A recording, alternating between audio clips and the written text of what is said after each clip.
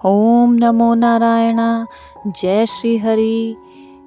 प्रियजनों, कल हमने माघ मास महात्म्य अध्याय 2 संपूर्ण रूप से पूरा किया था। आज हम माघ मास महात्म्य अध्याय 3 को पूरा करेंगे। ध्यान से सुनिएगा। यह सृष्टि श्री हरि की इच्छा से चलती है और वही श्री हरि माघ मास में स्वयं धरती पर विराजमान होते हैं। शास्त्र कहते हैं, जहाँ माघ मास गंगा का तट और श्री हरि का स्मरण होता है, वहाँ पाप टिक नहीं सकते। आज माघ मास महात्म्य अध्याय 3 में हम जानेंगे वह गूढ़ रहस्य जिसे समझ लेने से मनुष्य का जीवन साधना बन जाता है। यह अध्याय बताता है कि माघ मास में भाव से किया गया एक छोटा सा कर्म भी कैसे महान फल देता है। मन को शांत करें, श्री हरि का स्मरण करें और इस पावन कथा में स्वयं को समर्पित करें। माघ मास का महात्म्य 3 अध्याय। तब राजा दिलीप कहने लगे कि महाराज, यह पर्वत कितना ऊंचा और कितना लंबा चौड़ा है। तब वशिष्ठ जी कहने लगे कि 36 योजन, 1 योजन 4 कोस का होता है। ऊंचा ऊपर चोटी में 10 योजन चौड़ा और नीचे 16 योजन चौड़ा है, जो हरि, चंदन, आम, मदार, देवदार और अर्जुन के वृक्षों से सुशोभित है। दुर्भिक्ष से दुखी होकर इस पर्वत को फल और फूलों से परिपूर्ण देखकर भृगु वहीं रहने लगे और यहाँ पर कंदराओं वनों और उपवनों में बहुत दिनों तक तप करते रहे। इस प्रकार जब भृगु ऋषि वहां पर अपने आश्रम पर रह रहे थे, तो एक विद्याधर अपनी पत्नी सहित उतरा।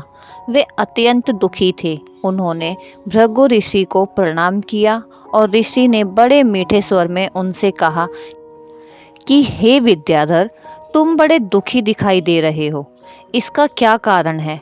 तब विद्याधर कहने लगा कि महाराज, पुण्य के फल को पाकर, स्वर्ग पाकर तथा देवतुल्य शरीर पाकर भी मेरा मुख व्याघ्र जैसा है। मेरे मुख और अशांति का यही एक कारण है। न जाने किस पाप का फल है मेरे चित्त की व्याकुलता का दूसरा कारण भी सुनिए।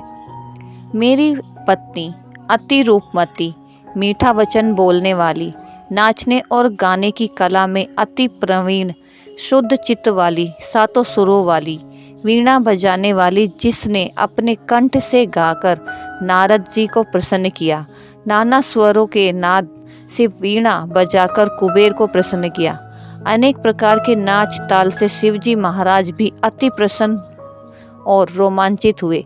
शील, उदारता, रूप तथा यौवन में स्वर्ग की कोई अप्सरा भी इस जैसी नहीं है।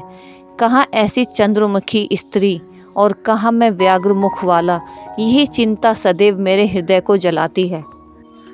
विद्याधर के ऐसे वचन सुनकर तीनों लोकों की भूत, भविष्य और वर्तमान की बात जानने वाले तथा दिव्य दृष्टि वाले ऋषि कहने लगे कि हे विद्याधर, कर्म के विचित्र फलों को प्राप्त होकर ज्ञानी पुरुष भी मोह को प्राप्त हो जाते हैं।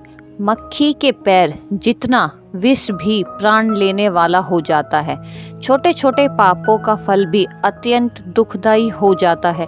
तुमने माघ मास की एकादशी का व्रत करके द्वादशी न आने तक शरीर में तेल लगाया, इसी पाप कर्म से व्याघ्र हुए। एकादशी के दिन उपवास करके द्वादशी को तेल लगाने से राजा पुरूरवा ने भी कुरूप शरीर पाया था। तब वह अपने कुरूप शरीर को देखकर दुखी होकर हिमालय पर्वत पर देव सरोवर के किनारे पर गया। प्रीति पूर्वक शुद्ध स्नान कर कुशा के आसन पर बैठकर भगवान कमल नेत्र, शंख, चक्र, गदा, पद्म के धारण करने वाले पीताम्बर पहने वह वनमाला धारण किए हुए विष्णु का चिंतन करते राजा पूर्वा ने 3 मास तक निराहार रहकर भगवान का चिंतन किया। इस प्रकार 7 जन्मों में प्रसन्न होने वाले भगवान राजा के 3 महीने के तप से ही अति प्रसन्न हो गए और माघ की शुक्ल पक्ष की एकादशी को प्रसन्न होकर भगवान ने अपने शंख के जल से राजा को पवित्र किया। भगवान ने उसके तेल लगाने की बात याद दिलाकर सुंदर देवता का सा रूप दिया, जिसको देखकर उर्वशी भी उसको चाहने लगी और राजा कृत्य होकर पुरी को चला गया। भृगु ऋषि कहने लगे कि हे विद्याधर, इसलिए तुम क्यों दुखी होते हो? यदि तुम अपना यह राक्षसी रूप छोड़ना चाहते हो तो मेरा कहना मानकर जल्दी ही पापों को नष्ट करने वाली हेमकुंड नदी में माघ में स्नान करो, जहाँ पर ऋषि सिद्ध देवता निवास करते हैं। अब मैं इसकी विधि बतलाता हूँ। तुम्हारे भाग्य से माघ मास आज से 5वें दिन ही आने वाला है। पौष शुक्ल एकादशी से इस व्रत को आरंभ करो। भूमि पर सोना, जितेंद्र रहकर दिन में 3 समय स्नान करके महीना भर निराहार रहो। सब भोगों को त्याग कर तीनों समय भगवान विष्णु का पूजन करो। जब तुम द्वादशी को शिवजी स्रोत और मंत्रों से पूजन करोगे तो तुम्हारा मुख देखकर सभी चकित हो जाएंगे और तुम अपनी पत्नी के साथ सुखपूर्वक क्रीड़ा करोगे। माघ मास के प्रभाव को जानकर सदा माघ में स्नान करो। पाप दरिद्रता से बचने के लिए मनुष्य को सदा यत्न से माघ मास का स्नान करना चाहिए। स्नान करने वाला इस लोक तथा परलोक में सदा सुख पाता है।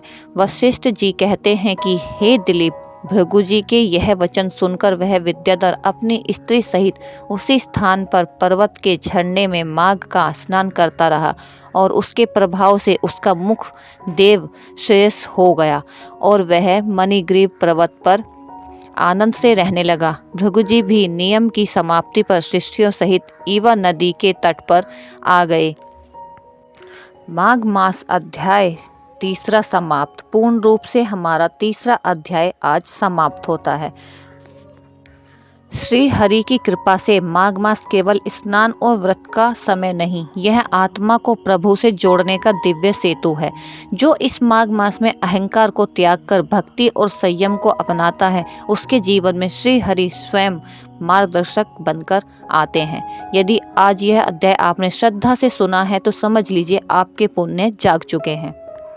तो प्रियजनों, आज हमने माघ मास अध्याय 3 पूर्ण रूप से संपूर्ण पूरा किया। तो कल हम माघ मास अध्याय 4 को पूरा करेंगे। और वीडियो को लाइक करें, शेयर करें, चैनल को सब्सक्राइब करें। बने रहिए कविता डिवाइन पथ चैनल के साथ, जहां आपको हर दिन माघ मास का एक अध्याय सुनने को मिलेगा।